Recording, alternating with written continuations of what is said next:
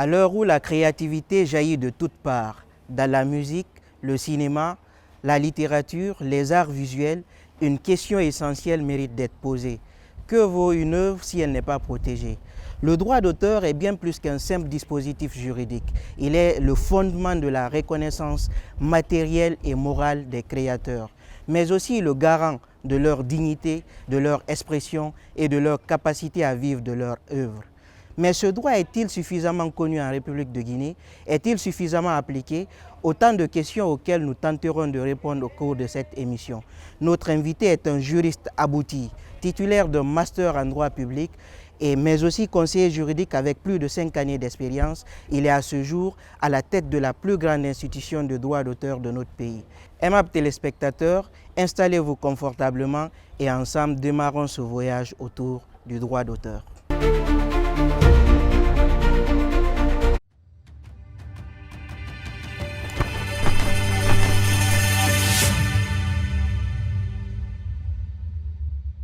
Il est confortablement installé, Monsieur Moussa Fofana, bonsoir. Bonsoir, Monsieur Lamou. C'est un réel plaisir pour nous de vous avoir sur ce plateau. Le plaisir est partagé. En tout cas, vous êtes très bien habillé. Les Merci. juristes et leur histoire de costume, on ne plaisante pas avec. Merci. D'accord. Alors, on va rentrer dans le vif du sujet, d'entrée de jeu.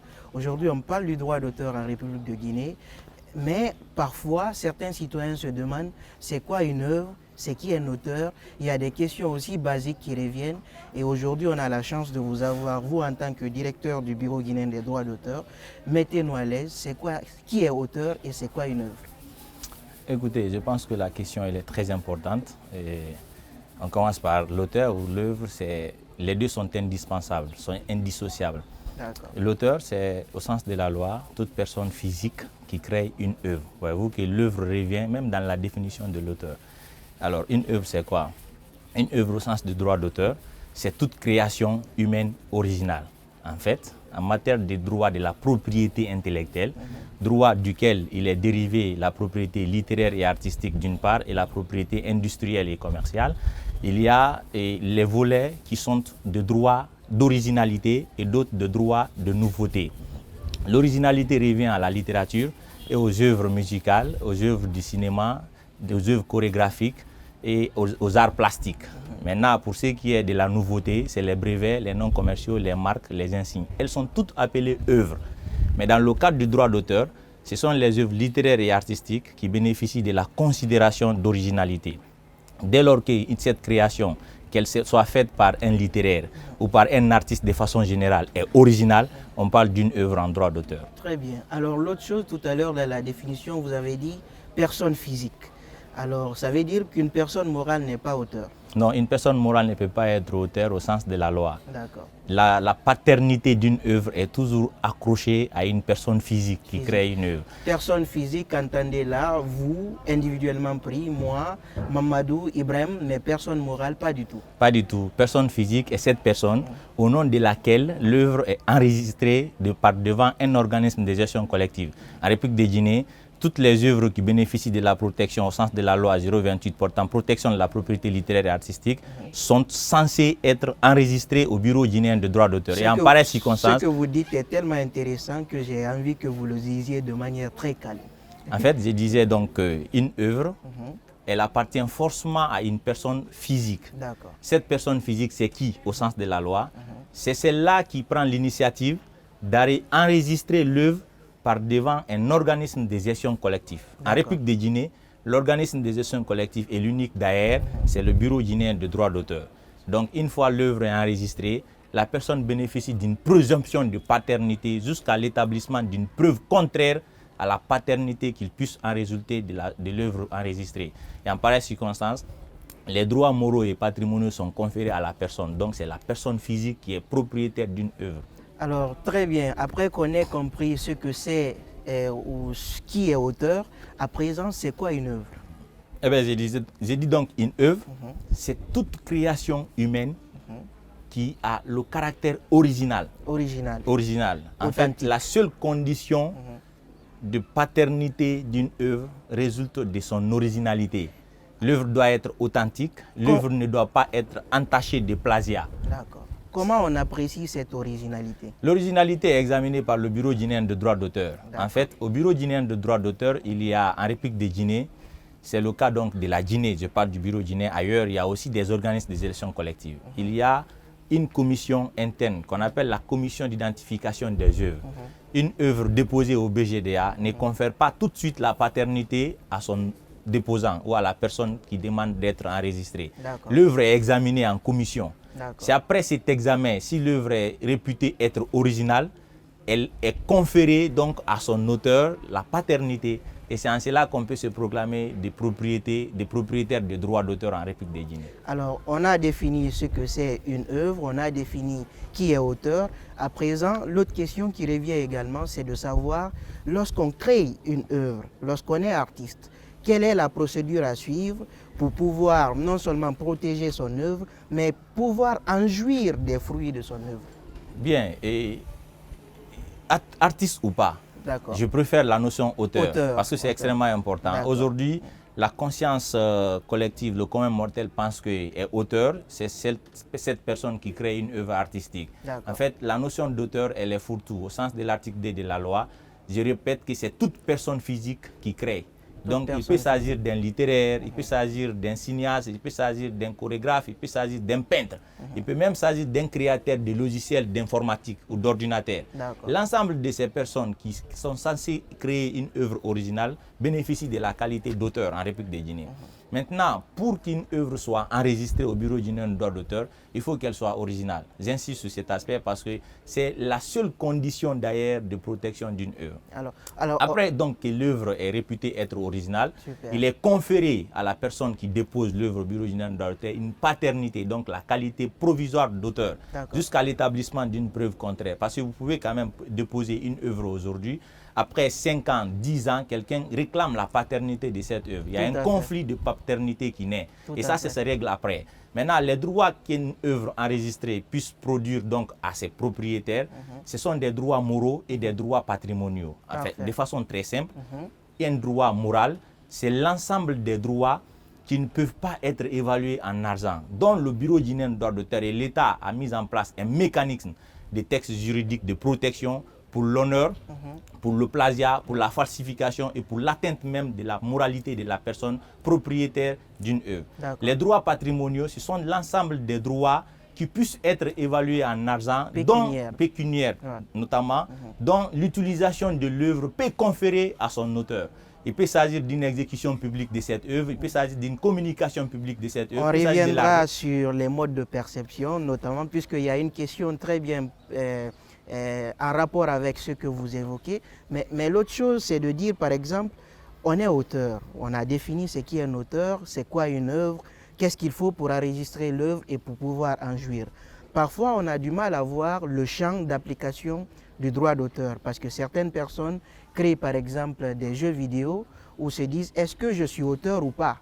Ou par exemple, une création industrielle, se dire est-ce que je suis auteur ou pas, jusqu'où va le champ d'application du droit d'auteur? En fait, le droit d'auteur, lui d'abord, il découle du droit de la propriété intellectuelle. C'est extrêmement important ce passage parce que propriété intellectuelle regroupe propriété littéraire et artistique d'une part et propriété industrielle et commerciale.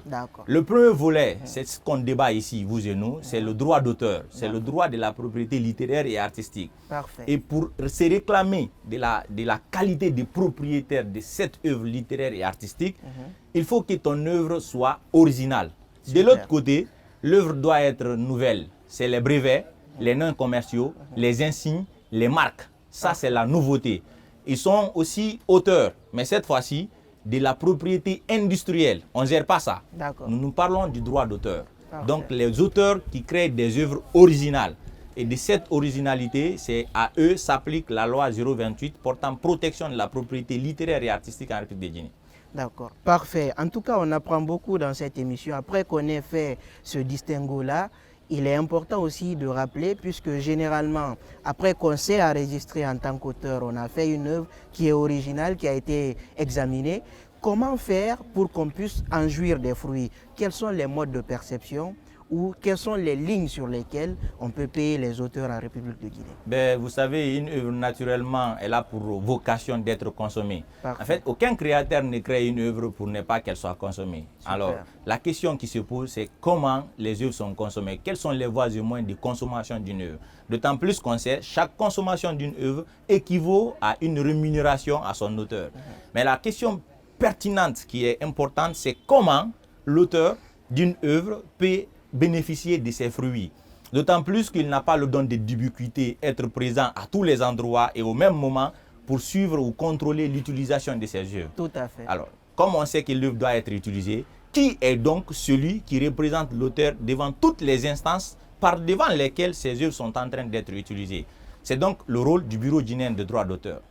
En Guinée, c'est le seul organisme qui a compétence nationale et internationale de gestion de toutes les créations humaines originales. Ça veut dire qu'ils gèrent les littéraires, les chorégraphes, les musiciens, les artistes, comédiens, les cinéastes et même les propriétaires de logiciels d'informatique. En pareille circonstance, toutes les fois que les œuvres sont utilisées, c'est le BGDA qui se présente par devant les utilisateurs de ces œuvres, demander rémunération au nom et pour le compte de ses auteurs, conformément à l'article 4 du décret portant Bureau guinéen de droit d'auteur. Alors, ce qui est important, laissez-moi terminer ce passage parce que c'est extrêmement important. Une œuvre peut être communiquée de façon publique par des canaux de communication au public. En Guinée, le propre, c'est les canaux, c'est les télévisions, comme la RTZ, c'est Easy TV, c'est Star Times. Toutes les scènes de communication au public sont celles qui font la communication, donc la mise à disposition du public d'une œuvre. Une œuvre peut être exécutée de façon publique. Là, ce n'est pas une communication, mais à quelqu'un qui se dit, ben, moi, je veux faire un concert avec tel artiste. Donc, il met en place tout un mécanisme de perception de cet artiste ou de cet auteur face au public. Cette exécution, elle s'est faite de façon concrète. Et de cette utilisation, il y a une rémunération qui vient à l'auteur.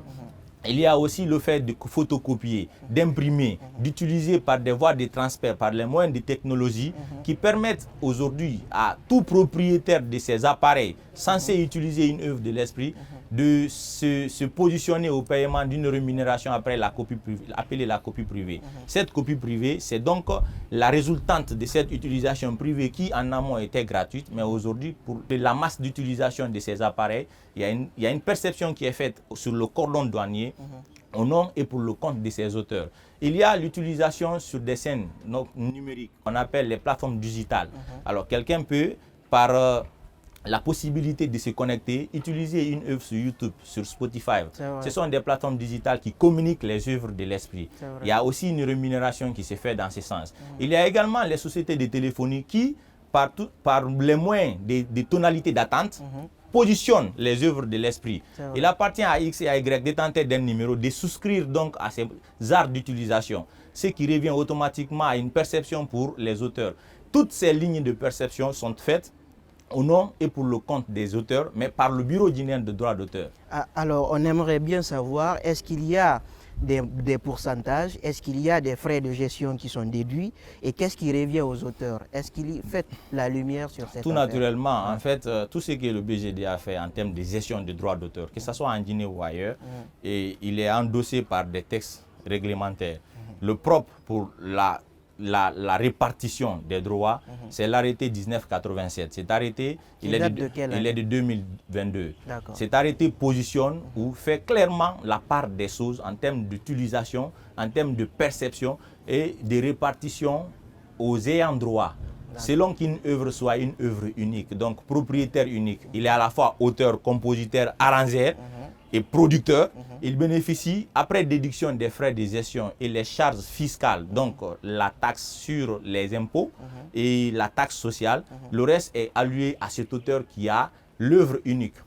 Il y a des œuvres où une personne est auteur, une autre est compositeur, d'autres sont arrangeurs. En pareille circonstance, il y a une clé de répartition pour 3 personnes après déduction des frais de gestion et les charges fiscales. Il y a des œuvres qui sont adoptées. Là-bas, il y a auteur-compositeur, il y a arrangeur, il y a producteur, il y a adaptateur. Alors, toutes les fois que les intervenants dans une œuvre sont nombreux, la clé de répartition se scinde, s'éclate mais de part et d'autre, chacun reçoit ce qui lui revient de droit au sens de la loi, notamment l'arrêté 1987 portant répartition des droits d'auteur en République de Guinée. Donc en amont, ce que vous dites, c'est que pour enregistrer une œuvre, lorsque c'est moi par exemple qui ai chanté une musique, j'ai l'obligation de mentionner l'arrangeur, le beatmaker et tous les autres. Ce travail s'est fait au bureau guinéen de droit d'auteur, même si tu ne veux pas. Alors même si l'œuvre génère une rémunération galopante, quelle qu'en soit sa nature, le BGDA positionne l'œuvre et non l'auteur. On dira cette œuvre intitulée Black Mafia de Takana Zion est rémunérée pour tel montant. Takana est convoqué et invité au BGDA pour venir identifier. Alors c'est à lui de venir avec la commission d'identification, de dire qui est arrangeur, qui est producteur, qui est beatmaker. Justement aujourd'hui, c'est ce qui se passe au BGDA. Il y a 4 répartitions qui sont programmées. La répartition des droits d'exécution publique, des droits de communication publique, des droits de téléphonie et des droits des chaînes, donc des canaux. Ces 4 répartitions sont en cours au BGDA depuis avril. Ce qui se passe, le BGDA ne peut pas aujourd'hui diffuser tous ces montants. On ne parlera pas que du BGDA. Écoutez, c'est le BGDA qui gère quand même la gestion des droits. Vous mais... parlez de la répartition. Allez-y. Ce qui se passe, en fait, même si vous avez des milliards à répartir, vous ne pouvez rien faire sinon que recevoir les propriétaires de ces droits, leur questionner sur les ayants droit, l'ensemble des personnes qui ont participé à la création de la dite œuvre. Après examen fait, les clés de répartition sont automatiquement affectées part et d'autre et puis les gens sont convoqués pour la prise de l'air due. C'est comme ça se passe. En tout cas, bien répondu, on apprend beaucoup parce qu'il y avait quelques années en arrière assez de plaintes. Il y avait certains auteurs ou artistes, entre guillemets, qui disaient clairement que le BGDA, franchement, c'est des montants dérisoires. Et aujourd'hui, vous dites qu'il y a quand même une transparence à ce niveau. Écoutez, mon frère, il faut le dire. En fait, si jusque-là, il y a 4 droits programmés, on n'a pas atteint même 1000 personnes dans la répartition, ce qu'on veut la plus grande transparence. On attend que les auteurs viennent, ils déclarent les œuvres qui ont fait objet de rémunération, qui se prononcent dessus. Tel morceau, je l'ai fait avec XY en qualité de Z et de A. C'est la qualité qui permet alors l'affectation d'une part de la répartition. C'est ce travail qui est le travail le plus transparent. Mais avant, lorsqu'une œuvre génère une rémunération au droit d'auteur, la liste des propriétaires, des présumés propriétaires de ces œuvres-là est communiquée sur toutes les plateformes du Bureau guinéen de droit d'auteur, quitte aux auteurs de se présenter et de discuter avec la commission d'identification des œuvres afin que les parts soient affectées aux vrais propriétaires et puis la répartition en termes pécuniaires s'est fait automatiquement. En tout cas, il est important que les auteurs sachent comment ça se passe parce que ça y va aussi dans leur intérêt. L'autre chose qui revient également, c'est que parfois on parle de la contrefaçon, on parle de la piraterie.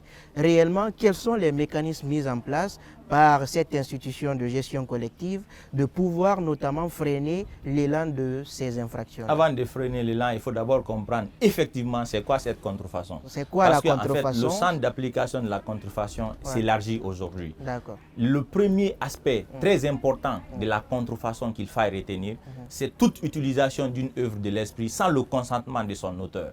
Alors, au sens de l'article 18, la RTZ, faut-elle, la radio nationale, si elle positionne, mais ne serait-ce qu'une minute d'une musique, sans le consentement du bureau guinéen de droit d'auteur en amont ou de l'artiste en amont, ça s'appelle contrefaçon. Voyez-vous qu'on peut CRT à cette infraction sans le savoir parce que c'est automatique. L'exemple, ce n'est pas que sur la RTG. C'est une infraction continue. Dès lors que vous avez une petite portion d'utilisation d'une œuvre sans le consentement de l'auteur, vous êtes en contrefaçon. L'autre aspect plus connu, c'est la reproduction, c'est la photocopie, c'est l'adaptation, c'est la transformation, c'est ce que les gens communs mortels appellent piraterie. Et c'est au sens de l'article 107 de la loi 028 portant protection de la propriété littéraire artistique. Alors, au sens de la loi, toute personne coupable de cette infraction peut se faire passer d'une infraction de 2 ans d'emprisonnement et au paiement d'une amende de 20 millions. Donc, les mécanismes, donc, votre question, on revient dessus. Ce que vous dites est tellement intéressant qu'on a envie de bien expliquer ça. Donc, une personne qui fait de la contrefaçon est passible d'une peine d'emprisonnement. De 2 ans. De 2 ans.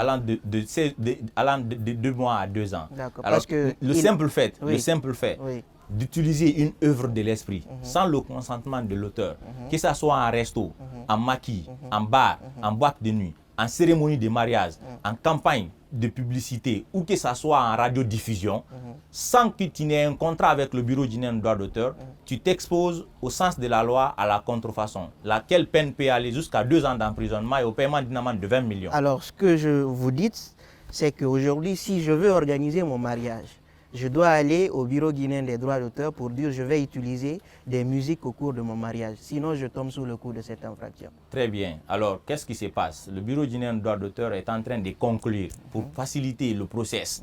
Parce qu'il y a quand même les utilisations automatiques des œuvres. Mais ce qui est important, c'est le fait que le BGDA aussi doit être automatique. C'est ce qui permet au BGDA, en tant qu'organisme de gestion collective, de conclure avec des communes les contrats de gestion en ce qui concerne la célébration des mariages. Parce que l'essentiel des mariages que nous célébrons dans nos pays, en tout cas sous les législations, on passe du mariage civil au mariage religieux. Donc le mariage civil, c'est forcément qu'il aura lieu. Donc dès lors qu'un mariage civil se passe devant une mairie, le BGDA peut être en rapport avec la mairie pour que la perception soit automatique, une déduction à la source. Sur les frais de Tout à fait. célébration. Donc la collaboration se fait entre BGDA et mairie. Mais ce qui est important, cérémonie de mariage, faut-elle une cérémonie d'une valeur très importante et aussi soumise à la rémunération des auteurs dont les œuvres sont utilisées au cours de ces différentes cérémonies. Alors, ce que vous dites est tellement intéressant parce qu'on ne le savait pas. Pour beaucoup, célébrer son mariage, mettre des musiques, on le fait couramment à longueur de journée, mais on apprend que dorénavant, il faut une autorisation préalable. Alors, l'autre chose qui revient, bien entendu, c'est de dire aussi, on a quand même vu, je ne sais pas si c'est une disposition de la loi sur les œuvres littéraires, bien entendu. Même dans les pharmacies, vous dites que les pharmaciens doivent aussi payer des redevances. Oui, mais avant, vous savez, vous avez posé la question des mécanismes pour la lutte contre la piraterie. Tout à fait. Je vous ai permis de comprendre c'est quoi d'abord une piraterie.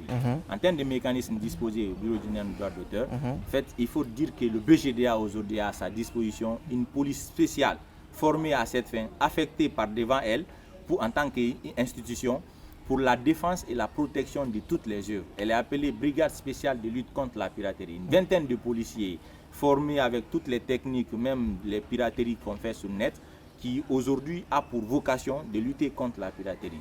Mais avant, nous sommes en train de travailler avec les gestionnaires des plateformes digitales, tels que le ministère des Télécommunications. Il y a des directions techniques qui gèrent l'Internet et toutes les communications qui se font là. Aujourd'hui, vous voyez même si sur Facebook, une publicité, quelle qu'en soit sa nature, ne serait-ce que sur votre photo, dès lors que ça dépasse 1 minute, la musique est coupée. Après 15 secondes d'utilisation. On l'a remarqué ces temps-ci. Ce sont des signaux que le BGDA est en train de lancer. Un moment viendra, aucune musique ne peut passer sur les contenus, sur les plateformes, donc les réseaux sociaux, sans le consentement. Et si vous devez le faire, vous devez être assujetti au paiement d'une rémunération des droits d'auteur. Alors, l'autre aspect la nuance, parce que ce que vous dites, c'est que pour beaucoup, la loi sur la copie privée, par exemple, si j'achète un téléphone, c'est déjà prélevé sur l'importateur. Ce téléphone-là, j'ai quand même le droit de l'utiliser et de mettre de la musique. Si je me connecte avec, vous dites que la musique que je mets en story, je dois aussi payer pour ça. Écoutez, il faut que vous compreniez ces passages. C'est extrêmement important. Très bien. Et on va lever l'équivoque.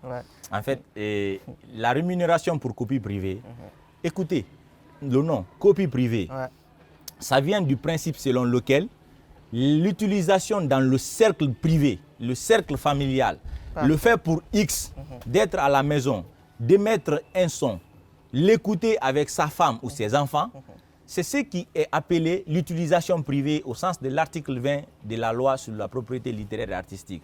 Le principe, ça c'est exonéré. C'est comme l'utilisation des ouvrages dans les universités ou dans les écoles. Ça, c'est pas payé, c'est gratuit. Dès lors donc que vous quittez le champ de l'utilisation dans le cercle privé pour en faire une utilisation à ciel ouvert, comme sur Facebook, le Facebook n'est pas quand même le cercle privé. Personne ne dira que mon compte Facebook n'est vu que par ma femme ou par mes enfants. C'est un autre monde numérique, digital, et si vous voulez, comme un monde réel que nous sommes en train de vivre, où tout le monde se retrouve, où tout le monde peut mettre n'importe quoi à la disposition de tout le monde. Les gens font du commerce sur Facebook. Ça ne se dira pas donc que c'est dans mon salon, on est en train d'écouter une musique. Les gens, ils mettent donc les morceaux derrière les marchandises pour la promotion, pour attirer les musiques qui sont plus écoutées, sont celles qui sont plus utilisées sur les contenus sur les réseaux sociaux. Et en pareille circonstance, vous ne pouvez pas vous prévaloir de la qualité de payeur, de la rémunération pour copie privée, pour commettre de telles infractions quand même.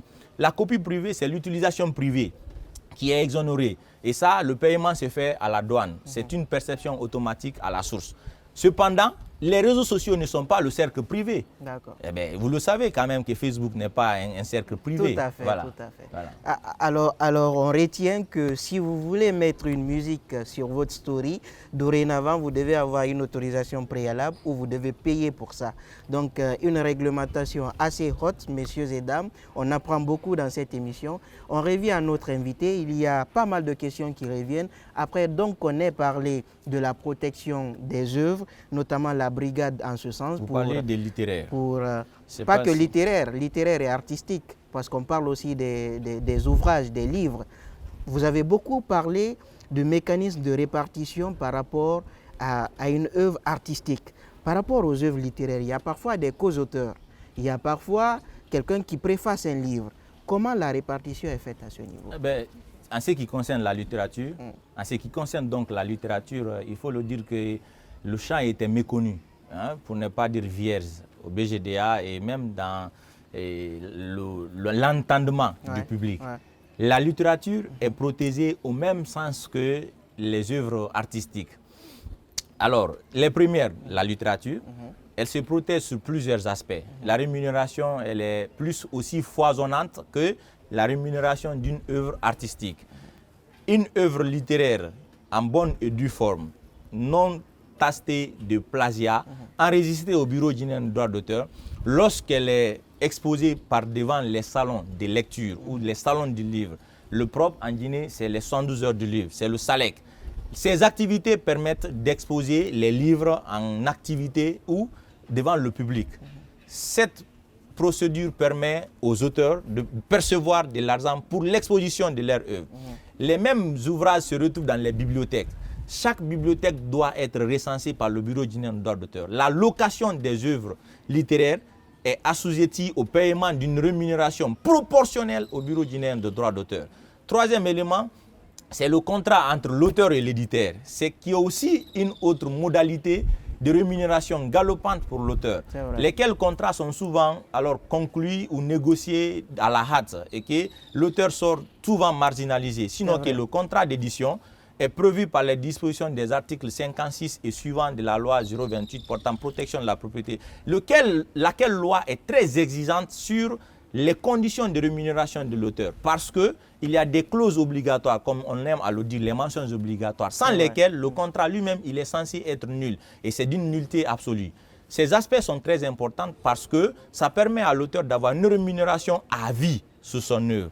Le dernier élément de rémunération des auteurs, à part les trois que j'ai cités, c'est le droit d'auteur qui puisse aussi lui revenir sur la radiodiffusion. En fait, une émission d'une télé qui fait passer une œuvre littéraire, hein, peu de temps soit-il et de la communication en pareille circonstance de cette émission permet à l'auteur que lorsque cet organisme de radiodiffusion paiera au bureau guinéen de droit d'auteur, qu'il soit rémunéré et pour toujours. L'autre aspect très important, c'est qu'une œuvre créée permet à l'auteur d'être rémunéré toute la vie de l'auteur, 80 ans après sa mort, et après ça tombe dans le domaine public de l'État. Ce n'est pas tout. L'article 17 du décret d'application, donc du décret 0305 portant modalité d'application de la loi 028, prévoit que ces fonds perçus du domaine public sont reversés au compte du Fonds de développement des arts et de la culture, donc le FODAC, qui permet de soutenir aussi les éditions de la littérature pour les permettre d'avoir des soutiens pour la création de leur œuvre, pour le soutien de la littérature et pour l'organisation des salons. D'accord. Ce que vous dites, c'est tellement intéressant que je vais récapituler. C'est que moi, je suis auteur, par exemple, aujourd'hui. J'ai écrit un livre. Pendant toute ma vie, je suis rémunéré sur mon livre. Tout à fait. Et après ma mort, pendant 80 bonnes années, on continue à payer ça à mes enfants, à mes ayants droit. C'est ça. Donc après ça, ça tombe dans le domaine public. L'État continue à percevoir, mais tout en finançant au niveau du FODAC et en soutenant certains projets culturels. Très bien. En tout cas, en fait, c'est une scène qui tourne autour de l'auteur. Ça va nulle part. Le domaine public de l'État, c'est que l'État doit percevoir. Ils sont dans le compte du FODAC et le FODAC finance vos projets également. D'accord. On comprend beaucoup dans cette émission, mesdames et messieurs. L'autre chose qui revient, parce qu'on a la chance de vous avoir, vous détailler, vous allez dans les moindres détails et c'est une chance pour nos téléspectateurs. L'autre chose, c'est de dire, est-ce qu'il y a un mécanisme d'accompagnement aujourd'hui des auteurs? Puisque vous dites qu'il y a certains auteurs, je parle d'auteurs de livres par exemple, qui sont lésés dans beaucoup de contrats avec des maisons d'édition. J'ai vu récemment quelqu'un qui a refusé de signer le contrat parce que ce qu'on l'avait proposé ne l'arrangeait pas. Alors, est-ce que vous, aujourd'hui, en tant que Bureau guinéen des droits d'auteur, vous avez des mécanismes d'accompagnement, ne serait-ce que journée porte ouverte avec les auteurs pour pouvoir leur expliquer quelles sont les mentions obligatoires qu'il doit y avoir dans les contrats et comment vous pouvez les accompagner? Oui, il n'y a pas 3 semaines, on a fait un atelier avec la classe des écrivains et éditeurs. Les deux étaient réunis en sciences magistrales avec le Bureau guinéen des droits d'auteur, ce qui a permis quand même qu'ils comprennent tous les deux, auteurs et éditeurs, les obligations de part et d'autre. Mais au-delà de ça, vous savez, le Bureau guinéen des droits d'auteur, depuis janvier, organise des rencontres trimestrielles avec la fêtière des créateurs. Alors ça, c'est chaque 3 mois, le BGD rencontre les fêtières de tous les créateurs, notamment les représentants des écrivains, les représentants des éditeurs, parce que les éditeurs aussi sont ayant droit au Bureau guinéen des droits d'auteur dans la classe des droits voisins. Donc tout ceci-là, et la prochaine rencontre va se faire le 9, c'est demain jeudi, Inch'Allah. On va donc les recevoir, on va leur expliquer, comme on a l'habitude de faire, tous les mécanismes d'utilisation de leurs œuvres. Mais l'autre chose qui est encore très importante, c'est le fait que le BGDA est de facto d'office et conseiller juridique de tous les créateurs. Ça veut dire qu'un écrivain n'a pas de problème à se présenter au BGDA. Je vais signer un contrat avec X, comment ça se passe et quels sont mes droits, comment je dois me comporter, quelles sont les mentions obligatoires. Le BGDA est là pour vous conseiller et pour suivre votre vie en tant que créateur jusqu'à l'épongement du contrat qui vous lie. Ce sont des contrats généralement de 5 ans, ce sont des contrats qui ne sont pas aussi à vie.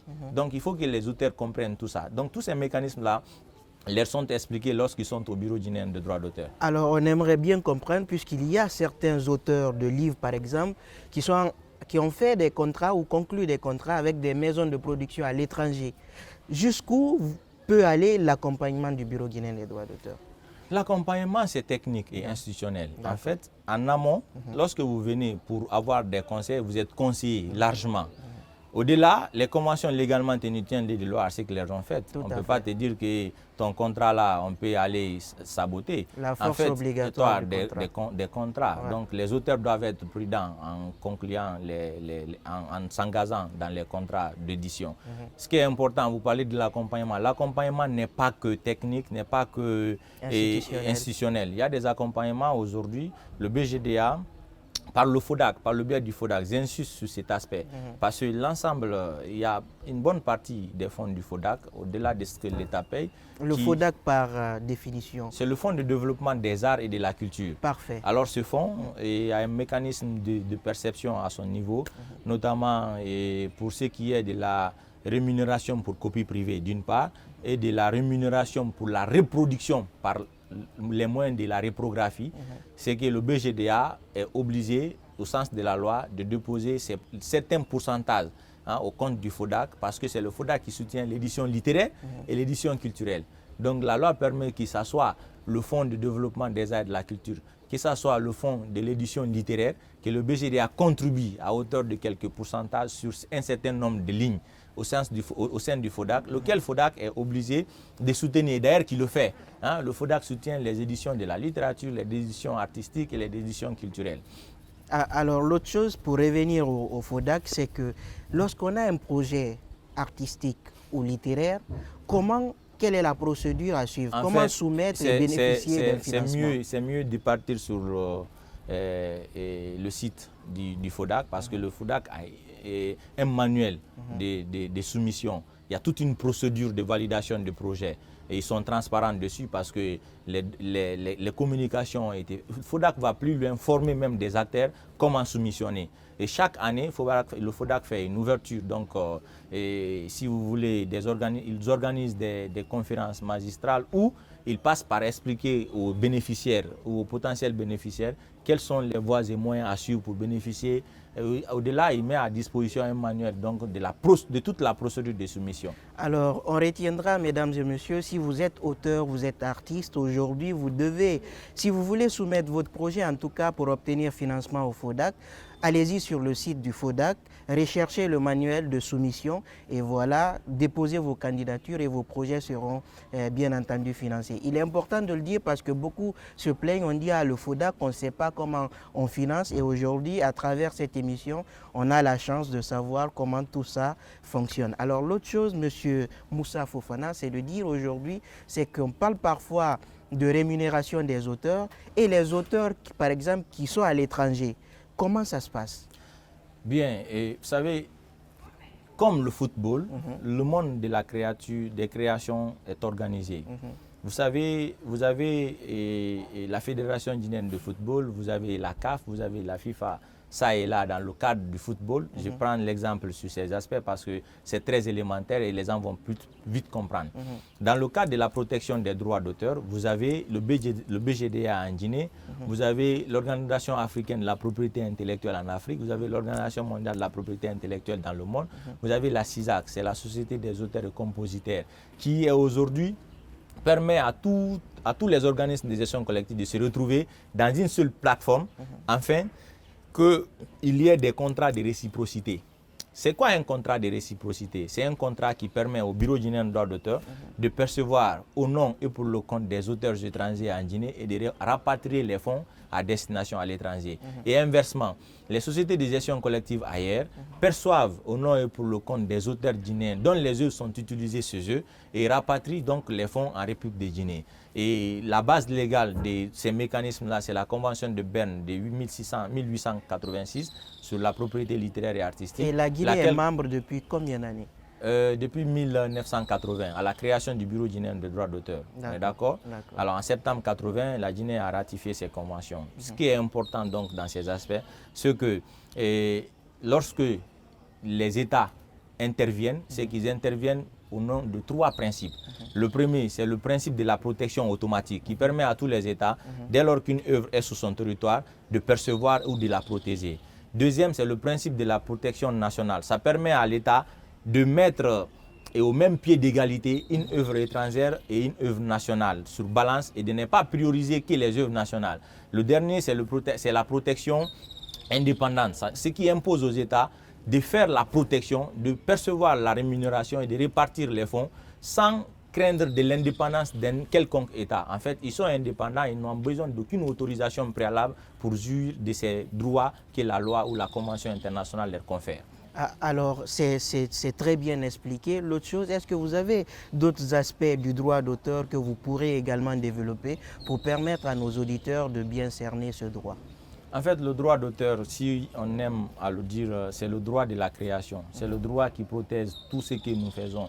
C'est le droit de l'intellectuel. Donc, vous ne pouvez pas être ceux qui produisent des œuvres, qu'elles soient littéraires ou artistiques, sans alors vous intéresser aux mécanismes de protection. Parce que les mécanismes de protection là vous protègent vous pendant votre vie, protègent votre œuvre pendant 80 bonnes années après votre vie, donc à l'égard de vos ayants droit, et enfin reste dans le patrimoine de l'État, continue à financer des projets culturels. Alors, ne serait-ce que la protection ou le financement des projets culturels par vos œuvres, vous contribuerez au développement de la nation. Donc, c'est important que vous vous intéressiez. L'autre aspect qu'on doit aborder aujourd'hui, c'est le volet social qu'on a retrouvé dans la gestion des œuvres en République de Guinée. Bon nombre donc des auteurs aujourd'hui sont assurés à 100% à travers une initiative présidentielle pilotée par le ministère, donc adossée par la gestion du Bureau guinéen de droits d'auteur. Les auteurs bénéficient des traitements aujourd'hui à 100%, des soins, de la consultation, de l'examen et même de la pharmacie. Mieux, peuvent être évacués lorsque la nécessité se pose. Au-delà, il y a les capitaux d'essai, ce qui permet aujourd'hui au Bureau guinéen de droits d'auteur d'humaniser sa gestion. il est présent par, si vous voulez, l'intervention du ministère aux côtés des auteurs. Donc c'est important de s'enregistrer, c'est important de suivre les procédures, mais aussi c'est important de faire en sorte que vos œuvres soient protégées par vous-même à travers une déclaration. C'est la déclaration qui permet donc aux organismes de gestion, pas que BGDA, que vous soyez domicilié en Guinée ou ailleurs, déclarer vos œuvres parce que ça permettra aux organismes de gestion d'examiner et d'affecter les parts à tous les ayants droit afin que la répartition leur soit très facile. En tout cas, on apprend beaucoup avec vous dans cette émission. L'autre nuance ou l'autre préoccupation, tout à l'heure, vous avez parlé des œuvres utilisées par exemple sur le digital, notamment Facebook et autres. L'inquiétude par rapport à ça, c'est que si l'on doit payer, puisqu'on ne sait pas l'œuvre qu'on utilise, par exemple en story, je ne sais pas par quel mécanisme le BGDA peut savoir que c'est la musique de Azaya par exemple que j'ai mis en story ou c'est la musique par exemple d'un autre artiste que j'ai mis en story. Comment pour détecter ça et faire une rétribution convenable à l'auteur? Écoutez, j'ai dit en amont que pour la gestion des œuvres sur les plateformes digitales, le Bureau guinéen du droit d'auteur n'a pas la technicité et en collaboration avec les institutions du ministère de la Communication. J'ai précisé, il y a des institutions spécialisées comme l'ANSI, il y a ou le directeur FAMO qui sont spécialisés dans ce sens. Mais en ce qui concerne les autres plateformes, je ne parle pas des réseaux sociaux. En fait, quand on parle des plateformes digitales, ce sont des vraies plateformes qui créent des contenus et qui ne font que la distribution des contenus. Et ils sont vraiment régularisés. Africa Play, aujourd'hui, il y a notre artiste Jupiter qui est derrière ça. Vous avez Spotify, vous avez iTunes Store, vous avez YouTube. Ce sont des plateformes-là qui sont réglementées et qui sont contrôlées. De leur contrôle, il y a une gestion qui découle de la perception. Généralement, c'est la SACEM qui gère en ce qui concerne ces plateformes digitales à l'international et les fonds sont rapatriés. Maintenant, le cas des réseaux sociaux, ce sont des institutions spécialisées qui puissent contrôler. Vous savez qu'à tout moment, si on veut même brouiller les réseaux sur Facebook, on brouille. Donc, il y a des techniciens qui savent et qui contrôlent tout ce qui se passe sur le net et qui ont la qualité de détecter toute émission d'une œuvre de l'esprit dans les contenus. Donc nous sommes en rapport donc avec ces institutions. Un moment viendra, je vous ai dit qu'un moment viendra, l'utilisation des œuvres sur les contenus, sur les réseaux sociaux va être contrôlée parce qu'on se dotera des moyens technologiques pour pouvoir contrôler. C'est l'autre aspect justement par le biais de la technologie, la lutte contre la piraterie que le BGDA se positionne. En tout cas, on a bien compris cette partie ou cette notion. Il revient donc de dire, aujourd'hui, l'autre inquiétude, c'est que si je crée une œuvre, quelles sont les conditions ou les exigences, au-delà des conditions liées à l'œuvre, l'originalité et tout ce qu'on a développé, par rapport à l'auteur, est-ce qu'il y a des conditions? L'auteur doit enregistrer. Les conditions liées à l'auteur, c'est l'enregistrement. C'est de se présenter. En fait, l'œuvre A m'appartient. C'est moi qui l'ai créé en qualité d'auteur. J'ai été soutenu par Y en qualité d'éditeur, X en qualité d'arrangeur. Le simple, c'est les formalités administratives que l'auteur a.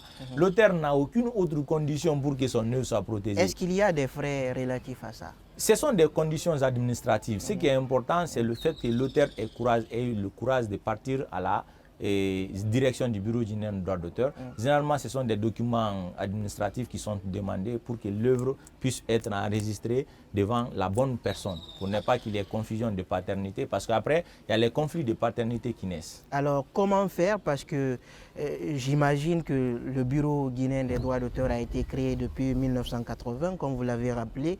Est-ce que, historiquement, vous avez la liste de tous les auteurs qui ont été enregistrés au BGDA, parce qu'on parle d'archives parfois, pour pouvoir savoir est-ce que cet auteur-là n'a pas plagié une œuvre qui a été produite par exemple en 1970 ou 80 par exemple. Il y a non seulement ça, mais il y a le contenu du patrimoine culturel traditionnel et national.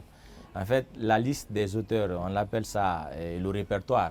Il y a le répertoire. Aujourd'hui, on est à près de 5000 auteurs en République de Guinée. 5000 auteurs de toutes catégories confondues. Cinéastes, œuvres dramaturges, plasticiens, écrivains, et les voisins aussi de l'auteur. Donc, ils évoluent. La liste est dynamique, elle n'est pas statique. Même demain matin, les gens vont venir s'enregistrer au Bureau guinéen du droit d'auteur. Mais ce qui est important dans la gestion donc, de ces œuvres, des auteurs et de leurs œuvres, c'est que le Bureau guinéen du droit d'auteur quitte sur la gestion classique des œuvres. il y a une plateforme internationale, un logiciel qu'on appelle WIPO Connect. C'est un logiciel qui est utilisé dans le monde entier par tous les organismes de gestion collective. Ils génèrent des codes IPI. Des codes IPI, ce sont des codes internationaux qui permettent à l'auteur X guinéen d'avoir le seul numéro par devant tous les bureaux de gestion du monde entier. Donc, dès lors que le BGDA, d'ici 2026, va avoir cette application. Les cadres sont en train de finir la formation. Ils ont fait une année, depuis janvier, ils sont en formation de la gestion de WIPO Connect. Toute la base de données que vous appelez la liste depuis 1980, que nous appelons le répertoire, est en train d'être enregistrée dans ces logiciels qu'on appelle WIPO Connect. Le jour qu'ils vont finir d'enregistrer, le BGDA n'a qu'à faire enregistrer à travers une base de données donc interne. Et puis pour être sur cette plateforme internationale, et ça permettra aux auteurs guinéens d'avoir un numéro unique d'identification mondiale. Ils se présentent en France, ils se présentent en Chine, ils se présentent à quel qu'en soit le type du pays, ils ont le même numéro dans la même plateforme que tous les bureaux du monde sont.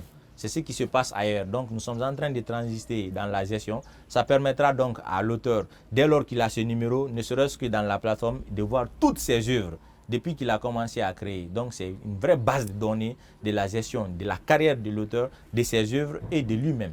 En tout cas, on apprend beaucoup. L'autre chose, c'est que vous développez tellement ces moyens-là, on a l'impression que c'est Conakry. Est-ce que à l'intérieur du pays, ces mêmes moyens dont vous évoquez sont déployés? Oui, depuis qu'on est là en janvier, nous sommes en train de nous battre pour que le BGDA soit dans toutes les préfectures. À date, nous sommes dans toutes les régions et dans la quasi-totalité des préfectures.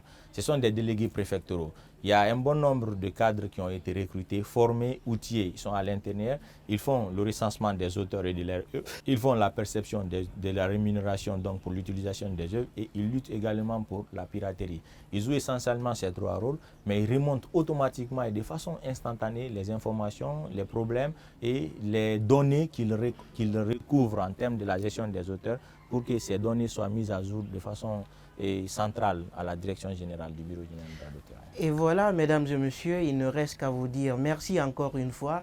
Monsieur Moussa Fofana, quel est votre mot de la fin? C'est à moi de vous remercier. Merci à vos millions d'auditeurs.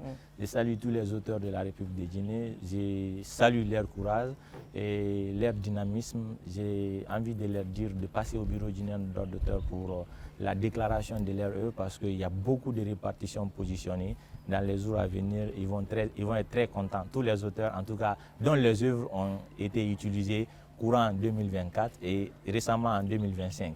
La précision que j'ai envie de faire, c'est qu'aujourd'hui, au Bureau guinéen des droits d'auteur, on est auteur par création, mais on ne bénéficie de la rémunération que par utilisation de nos œuvres. Donc, de se battre, de créer les œuvres de qualité, des contenus à séduire pour que les gens puissent utiliser leurs œuvres, parce que lorsque leurs œuvres sont utilisées, ils sont obligatoirement rémunérés au Bureau guinéen des droits d'auteur, et donc c'est leur maison, nous sommes là, nous travaillons pour eux et nous agissons en leur compte. Alors, mesdames et messieurs, restez tout à l'heure parce que vous aurez votre rubrique pédagogique, la notion de droit.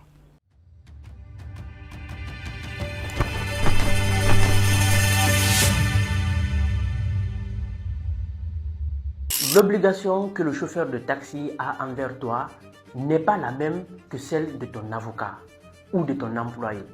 C'est complètement différent. Chaque contrat a sa propre particularité d'obligation.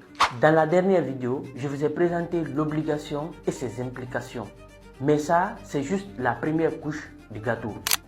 En allant plus loin, on découvre les sources de l'obligation, c'est-à-dire les situations d'où peut naître une obligation.